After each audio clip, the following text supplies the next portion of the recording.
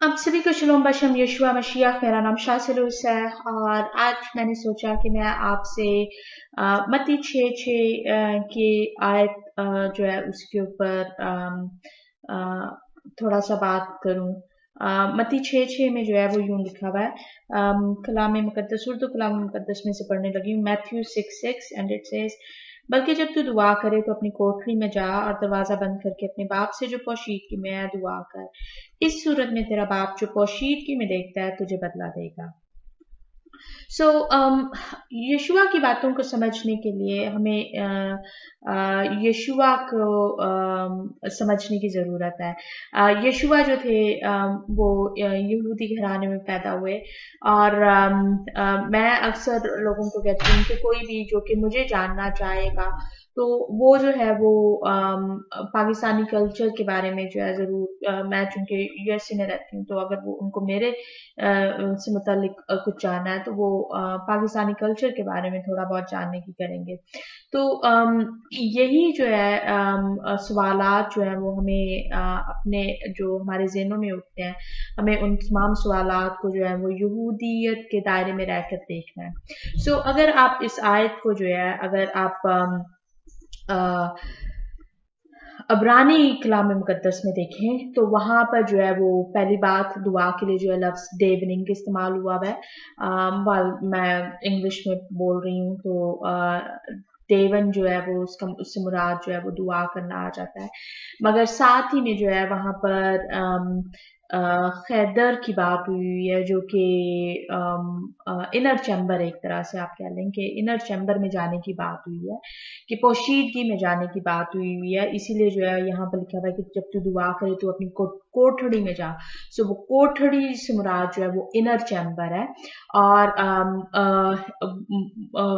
जब यहूदी लोग जो है जब वो उसके बारे में सोचेंगे तो वो जो है वो जरूर इन तमाम बातों को ध्यान में लेकर आएंगे। किस चीज के बारे में, कि वो जो आपका जो इनर चैम्बर है या कोठड़ी है वो क्या है। और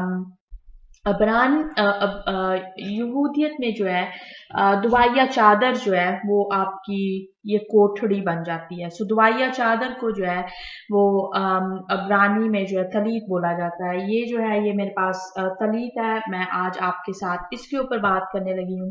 तलीत का जो हुक्म जो है वो हमें ओढ़ने का जो हुक्म है वो बेसिकली हमें गिनती के 15वें बाब की 47वीं आयत से लेके 41वीं आयत में मिलता है। Numbers chapter 15 from verse 37 to 41।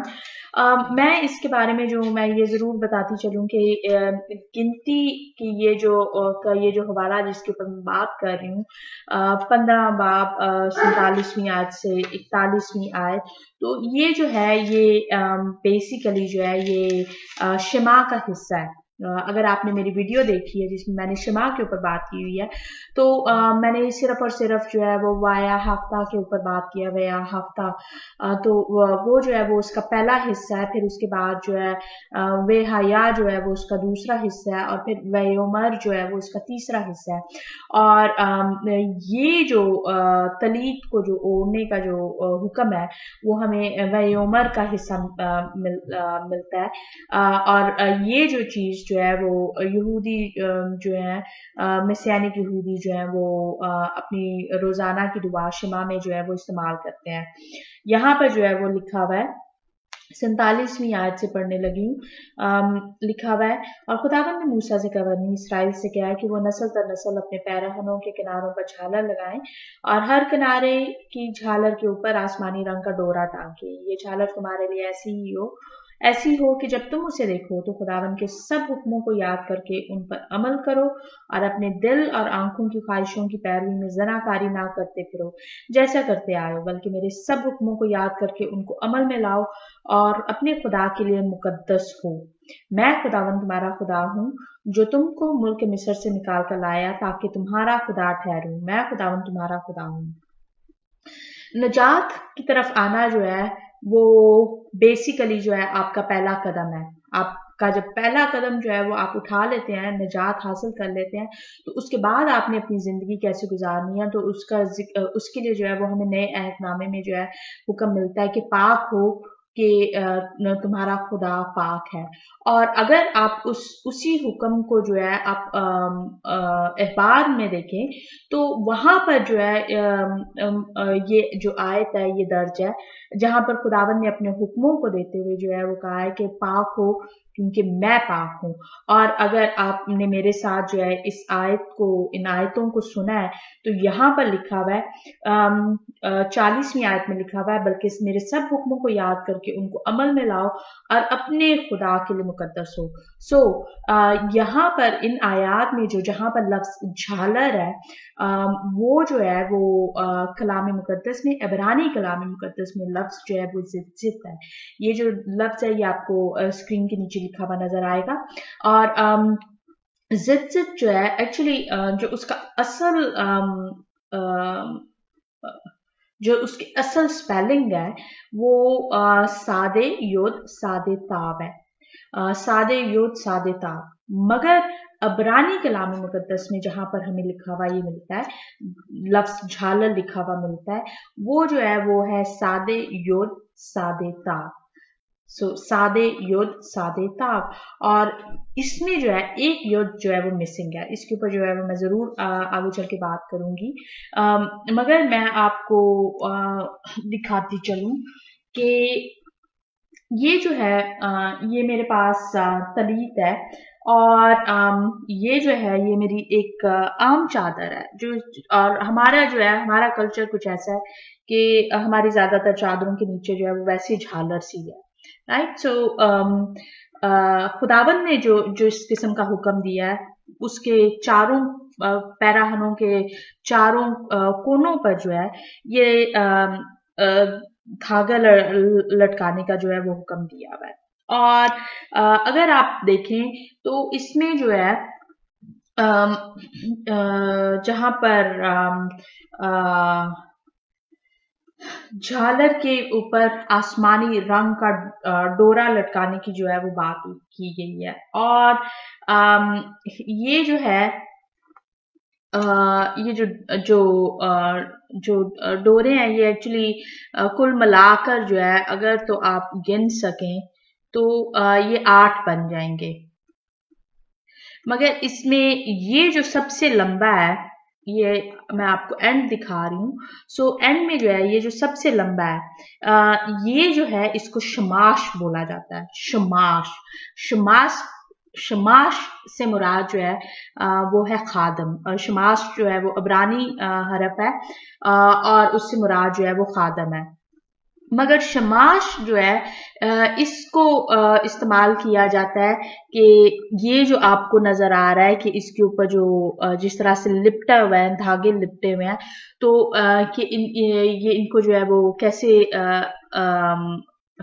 Basically जो है शमाश को जो है इस्तेमाल किया जाता है जो कि नीले रंग का होता है, और उसको जो है वो लपेटते हुए जो है वो ऐसे जब घुमाकर जो है वो उसको इकट्ठा किया जाता है तो साथ में जो है वो ये जो लपेटना जो है, क्योंकि ये लफ्ज जो लपेटने का जो लफ्ज है वो हमें यहाँ पर तो नहीं नजर आएगा, मगर हमें आगे जाके जो है इस्तिस्ना कि 22वें बाब की 12वीं आयत में जो है लिखा हुआ मिलेगा। इस्तिस्ना 22वां बाब और उसकी 12वीं आयत। मुझे इल्म है कि हम तर्जुमा पढ़ते हैं तो हमें जो है वो नहीं नजर आएगा। यहाँ पर लिखा हुआ है ड्यूटोनॉमी 22 वर्स 12, तू अपने ओढ़ने की चादर के चारों किनारों पर झालर लगाया करना। यहाँ पर जो लफ्ज जो झालर के लिए इस्तेमाल हुआ है वो जो टेसल है वो जो है वो इब्रानी में जो है वो लपेटने को जाहिर करता है। और अगर ये मैंने जब अभी बात की है कि मेरे पास जो दुआइया चादर है इसमें जो है वो आपको तमाम धागे जो है वो सफेद नजर आ रहे हैं, और उसकी भी जो है एक खास वजह है। आपको अगर आपके पास दुआइया चादर है तो हो सकता है कि आपकी दुआइया चादर जो है वो मेरी दुआइया चादर से थोड़ी सी फर्क हो, मगर ये है कि अशनाजी और सफरदिक यहूदी उनकी जो दुआइया चादरें हैं कुछ चीजों में जो है वो आपको फर्क नजर आएगा। जो रवायत पसंद यहूदी हैं, जब मैंने खरूज के मुताले में जो थी मैंने बात की थी कि कैसे जो तखलित है, ये जो नीला रंग जहां पर कलाम मुकद्दस में लिखा हुआ है, अब्रानी कलाम मुकद्दस में वो जो लफ्ज जो है वो तखलित है, और वो जो नीला रंग जो डाई जो हासिल किया जाता है वो उसको एक खास तरीके से हासिल किया जाता है, और वो जो है वो मैंने खरूज के मुताले में जो है उसका जिक्र किया हुआ है। मगर ये है कि काफी अरसे से जो था वो ये डाई जो था, ये नीला रंग जो था वो नहीं हासिल कर पा रहे थे। तो वो जो कि रवायत पसंद यहूदी हैं, वो जो है वो इस नीले रंग का इस्तेमाल नहीं करते हैं, और उनकी जो ये जो शमाश भी जो है जो कि लपेटने के लिए धागा इस्तेमाल होता है, वो जो है वो सफेद ही है। और ये अभी रिसेंटली जो है वो ऐसा हुआ है कि उन्हें जो है वो रेसिपी भी जो है वो मिल गई है, और उनके पास वो रिसोर्सेज भी आ गए हैं कि वो फिर दोबारा से जो है वो इस नीले रंग को जो है हासिल कर सकें। जो केराइट यहूदी हैं वो ये कहेंगे कि नीला रंग का ये जो डोरा जो है, अगर आपकी दुआइया चादर में है तो वो किसी भी किस्म के कौशर पाक जानवर से या पाक रिसोर्सेज से अगर हासिल किया गया है तो आप उसको जो है वो इस्तेमाल कर सकते हैं। तो एज लॉन्ग एज कि वो कौशर है तो उसको इस्तेमाल करने में जो है कोई कबाहत नहीं होनी चाहिए। मैं जानती हूँ कि बहुत सौ की चादरों पे जो है वो नीला रंग का जो है वो डोरा नजर आएगा। जैसे मैंने मेंशन किया कि मैंने एक्चुअली जब ये चादर ऑर्डर की थी तो मुझे बहुत सी बातों का इल्म नहीं था। दुआइया चादर के बारे में तो मुझे जरूर इल्म था, मगर ये था कि मैंने बहुत सी बातों को कलाम मुकद्दस की बातों को सीखते हुए जो था कुछ बातों को मेरे ज़हन में जो था वो उस तरह से नहीं आया था। मगर ये है कि आपको औरतों का भी जो है वो दुआइया चादर का इस्तेमाल रिफॉर्म जूडियज्म में या वो जो कि थोड़ा सा कि बहुत रवायत पसंद नहीं है, उनमें जो है वो आपको औरतों का इसी किस्म की चादर का इस्तेमाल नजर आएगा। मगर मैंने जब ये चादर खरीदी थी तो मुझे नहीं इल्म था, मेरा ख्याल था कि चादर सिर्फ होती ही सफेद उसमें है। मगर अब जो है वो मैं अपने लिए जरूर रंगदार चादर को खरीदना चाहती हूँ, क्योंकि कलाम मुकद्दस में जो है वो लिखा हुआ है कि औरतों का जो लिबास जो है वो मर्दों के लिबास से जो है वो फर्क होना चाहिए। तो जो पोशाक है, अगर आप इबादत गाह में है और सभी ने जो है वो सफेद ही चादर ओढ़ी हुई है, तो औरत और मर्द का जो है वो एक ही जैसा रंग है तो की चादर है, तो मेरे ख्याल में उसको फर्क बताना जो है वो थोड़ा सा मुश्किल हो जाएगा। मैं इस वजह से जो रवायत पसंद यहूदी हैं जो कि दुआइया चादर के बारे में तालीम देंगे, तो मैं उनसे ज़रूर इस बात पे मुत्तफ़िक हूँ। और एक और बात बताती चलूँ कि ऑर्थोडॉक्स यहूदी जो हैं वो उनकी जो औरतें जो हैं वो लाजमी नहीं है कि दुआइया चादर का इस्तेमाल करें। एक्चुअली ज़्यादातर जो है वो दुआइया चादर का इस्तेमाल नहीं करती हैं। उनके पास जो है मेरी तरह कोई आम ही सर को ढांपने के लिए जो है कपड़ा है, रंगदार कपड़ा जो है वो नॉर्मली इस्तेमाल करेंगे, या इवन के अगर खाली काला भी इस्तेमाल कर रही हैं। मगर ये है कि उनकी पोशाक के किनारों पर जो है वो आपको ज़ितज़ित का इस्तेमाल जो है वो नहीं नजर आएगा। क्यों कि जैसे हमने कलाम मुकद्दस में पढ़ा, अभी गिनती के हवाले में पढ़ा कि जब तलीत का इस्तेमाल जो है वो बेसिकली जो है उसका मकसद जो है वो ये है कि जब आप इसको देखें तो आप जो है वो खुदावंद के तमाम हुक्मों को जो है याद करके उन पर अमल कर सकें। तालीत का इस्तेमाल जो है वो असल में जो है वो यही है कि आप इन तमाम हुक्मों पर जो है वो अमल कर सकें। मैंने बात जो की थी वो ज़ितज़ित पे की थी। अब जो है जरा थोड़ा सा और ज्यादा कोशिश करूंगी कि जितनी ज्यादा बातें कर सकती हूँ आपको बता दूं, वरना मैं इसको 2 हिस्सों में डिवाइड करने की करूंगी। सो ये मेरे पास जो है ये वेल अशनाजी और सफरदिक यहूदियों की जो तालीत है उसमें मैंने थोड़ा बहुत फ़र्क बताया और मुझे इल्म है कि आप सफरदिक जो है वो इन धागों को किस तरह से लपेटते हैं, वो जो है वो अशनाजियों के तरीके से जो है थोड़ा सा फ़र्क है। आपने शायद नोट किया होगा कि जो तालीत जो है वो कोई सस्ती नहीं मिलती है, क्योंकि आम दुआइया चादर नहीं है, खास मकसद के लिए है।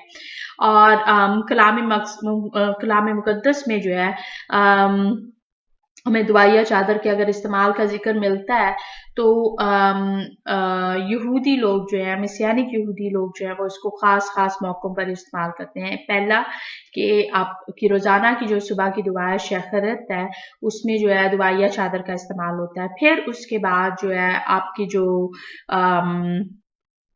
जो खास शबात की जो इबादत है उसमें और फिर खास मौकों पर जो है वो दुआइया चादर का इस्तेमाल होता है। और इसके अलावा जो है जब इबादत गाहों में जो है वो बच्चों को जो है ब्लेस किया जाता है तो इस चादर को जो है वो फैलाकर उसके नीचे जो है बच्चों को खड़ा करके जो है फिर उनको जो है वो ब्लेसिंग दी जाती है। और फिर जब शादियां होती हैं तो मिसियानिक यहूदी में जो है वो आपको नजर आएगा कि वो जो कनोपी जैसी जो बनाते हैं वो जो है वो ये जो कुप्पा है वो बेसिकली जो है वो तलीती का नजर आपको आएगा और उसके चादर के जो है वो चारों कोनों पे जो है ये आपको ज़ितज़ित जो है वो लटकी नजर आएगी। इसके अलावा जो है एक और खास बात, दुआइया चादर जो है वो आपकी जाती चादर बन जाती है, जाती दुआइया चादर बन जाती है। सो बहुत इम्पोर्टेंट होती है। और मिसियानिक यहूदी जब उनकी मौत वाक़या होती है तो उनकी वही दुआइया चादर को जो है उनके सर के गिर्द जो है वो लिपटा जाता है। यशुआ के बारे में जो है वो हमें यूहन्ना के 20वें बाब में लिखा हुआ मिलता है कि जब यशुआ जो थे वो मुर्दों में से जी उठे थे तो हमें जिक्र मिलता है कि जब पतरस रसूल जो थे वो कब्र पे पहुंचे थे तो उन्होंने जो पोशाक को जो था वो तय पाया था। सो तकरीबन तमाम ही मुर्दों को जो है वो कफन जो है वो एक जिस तरह से पहनाया जाता है वो फर्क है, लेकिन जो पोशाक से जो मुराद है वो उनको जो था अपने रबाई यशुआ की तालीत के बारे में दुआइया चादर का इल्म था कि ये जो दुआइया चादर है ये यशुआ की है। और बहुत से जो रबाई हैं वो क्या करते हैं कि उनका अपना एक तरीका है कि वो उसको जिस तरीके से तय करते हैं दुआ करने के बाद जो उसको फोल्ड करने का है। सो हमें जो है वो उस किस्म का जो पैगाम जो है वो बेसिकली वहां पर लिखा हुआ मिलता है, जिसकी वजह से पतरस रसूल को इल्म था कि यशुआ जो है वो कब्र में नहीं है, वो जी उठे हैं। सो उनके जो बाद का जो यकीन करना जो था वो उनके लिए जो था एक वो निशान बेसिकली जो रह गया था, उन्होंने जो था वो इस निशान को वो समझ पाए थे। सो हम जो है हम चूंकि अगर इन बातों से वाकिफ नहीं है तो हम बहुत सी बातों को जो है वो बस एक आम माने में देखेंगे और हम जो है उनकी उन तमाम तफसीलात में जो है वो नहीं जाएंगे। मगर यकीन माने कि नए अहदनामे में जो है नए अहदनामे में एक्चुअली ज़ुबानी तौरेत की जो रस्में हैं वो बहुत ज़्यादा जा बजा जो है वो भरी पड़ी हुई हैं और कोई जो कि इन रस्मों से वाकिफ है तो वो ज़रूर जो है वो इन बातों को समझ पाएगा। सो जो लफ्ज़ तालीत है वो हमें कलाम मुकद्दस में नहीं लिखा हुआ नजर आता है, मगर उसका जो रूट वर्ड है ताल जो है वो जरूर लिखा हुआ नजर आता है। और ज़ितज़ित है जो कि झालर जो है वो बेसिकली जो है आपकी पोशाक के किनारे पे है और ज़ितज़ित जो है वो हमें इब्रानी कलाम मुकद्दस में नजर आती है, मगर लफ्ज़ तालीत जो है वो नहीं, इस तरह से नहीं। सो मैं फ़िलहाल के लिए जो इस वीडियो को जो यहीं पर ख़त्म कर रही हूँ, और उसके बाद मैं आपको अगली वीडियो में जो मैं मज़ीद तफसील में बताती हूँ। सो आप सभी को शलोम, दूसरी वीडियो को देखना मत भूलें।